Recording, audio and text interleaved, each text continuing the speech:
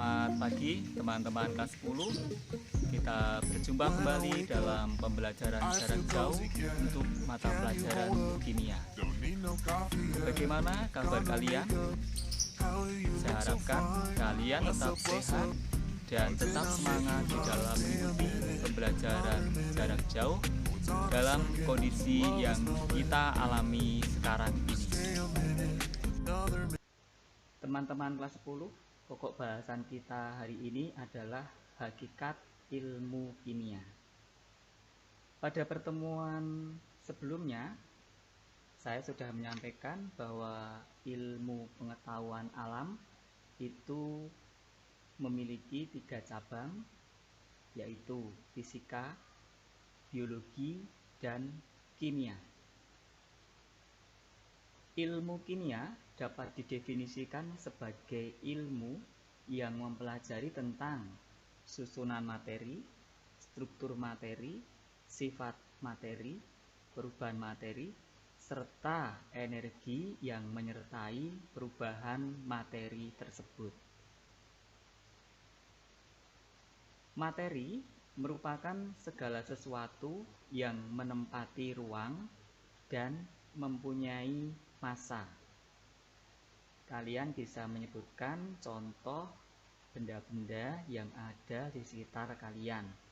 Itu semuanya termasuk materi. Misalnya buku, udara, air, dan masih banyak lagi.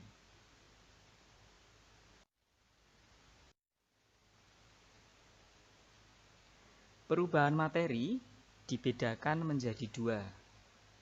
Ada perubahan fisika dan ada perubahan kimia. Perubahan fisika merupakan perubahan yang tidak menghasilkan zat baru. Misalnya, jika kalian memiliki selembar kertas, kemudian dipotong-potong, maka akan menjadi potongan kertas yang ukurannya kecil-kecil. Potongan kertas yang kecil-kecil ini sifatnya masih sama dengan yang satu lembar kertas tadi. Nah, maka di sini perubahan tersebut tidak menghasilkan zat baru, hanya menghasilkan perubahan bentuk saja. Perubahan kimia merupakan perubahan yang menghasilkan zat baru. Ketika kalian membakar kertas, itu akan menghasilkan abu. Nah, abu tidak bisa diubah menjadi kertas. Dan sifat dari kertas itu berbeda dengan abu. Maka di sini pasti menghasilkan zat baru. Contoh yang lain, jika kalian menyimpan buah-buahan, dibiarkan dalam waktu tertentu, ternyata buah-buahan tersebut membusuk. Nah, ini juga namanya terjadi perubahan yang menghasilkan zat baru. Dari buah-buahan yang masih segar menjadi buah-buahan yang membusuk. Perubahan fisika itu bisa memiliki ciri-ciri sebagai berikut. Atau saya sebutkan dulu contoh perubahan fisika.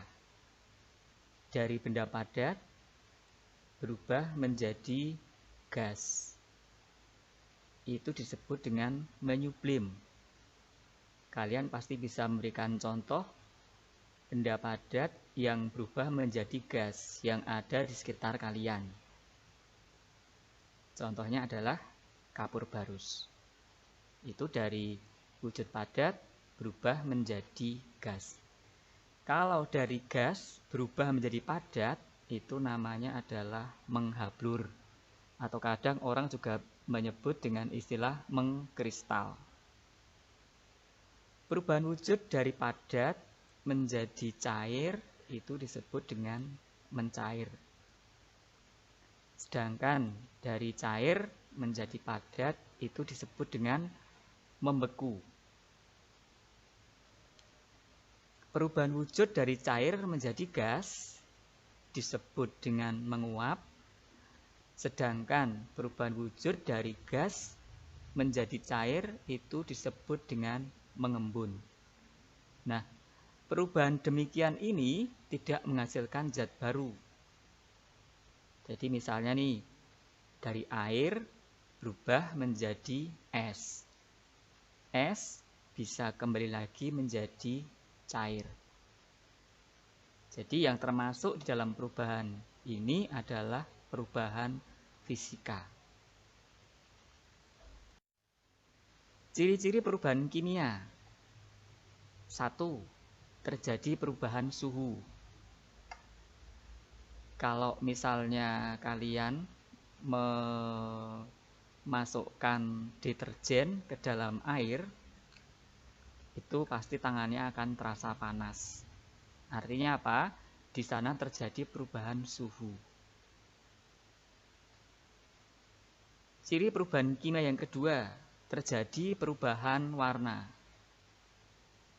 Di sekitar kita, sekitar kalian bisa mengamati contoh perubahan warna. Daun yang awalnya berwarna hijau berubah menjadi kuning misalnya. Nah, itu terjadi perubahan warna. Ciri perubahan yang ketiga, terjadi endapan. Ketika kalian misalnya memiliki susu, kemudian dibiarkan dalam waktu yang lama, maka akan menggumpal. Atau bahkan ada yang mengendap.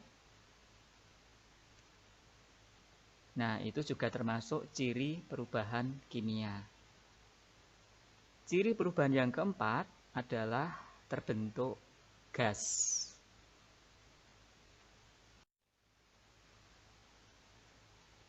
Karena kimia itu biasanya bekerja di laboratorium atau identik dengan praktikum-praktikum, maka keselamatan kerja laboratorium itu sangat perlu. Nah, untuk keselamatan kerja tersebut maka dibuat tata tertib laboratorium. Salah satu tata tertibnya adalah ketika praktikum harus menggunakan jas lab. Kemudian menggunakan masker, menggunakan sarung tangan. Juga tidak boleh bersenda gurau di dalam lab, supaya nanti tidak terjadi tumpah larutan yang akan digunakan.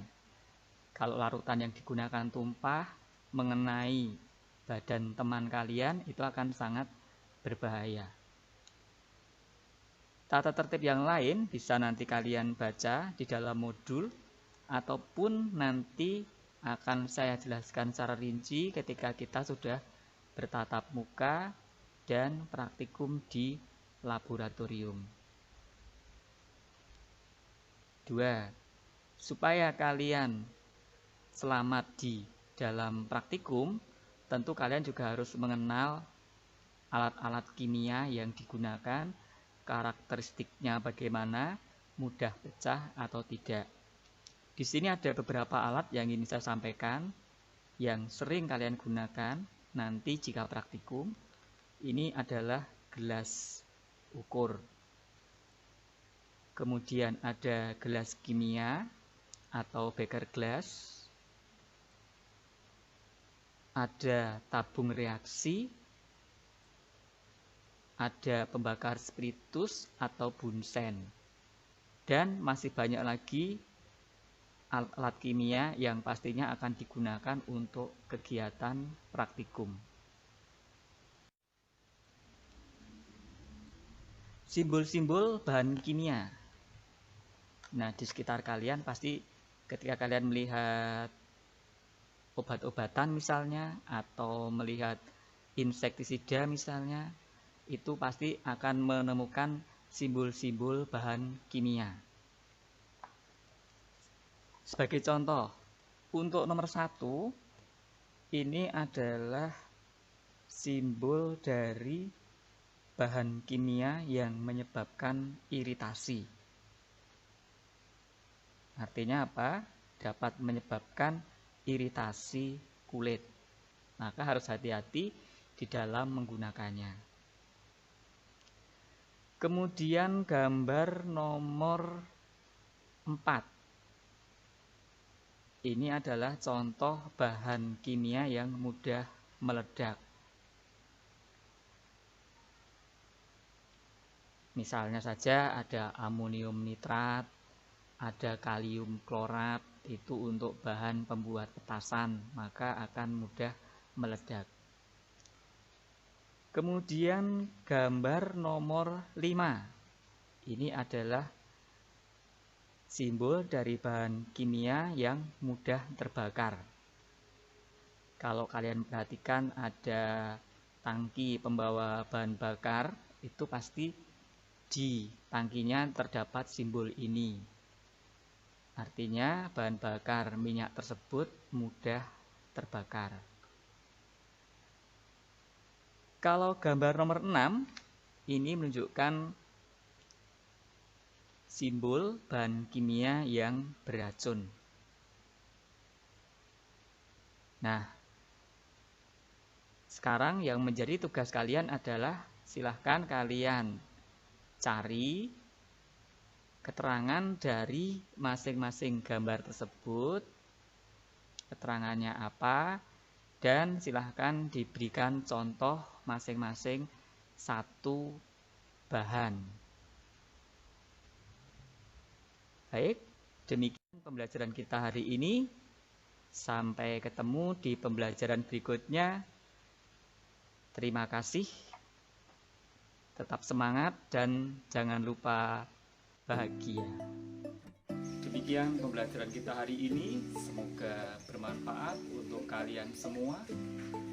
Tetap semangat dan jangan lupa bahagia untuk mengikuti PJJ selanjutnya. Sekian dari saya dan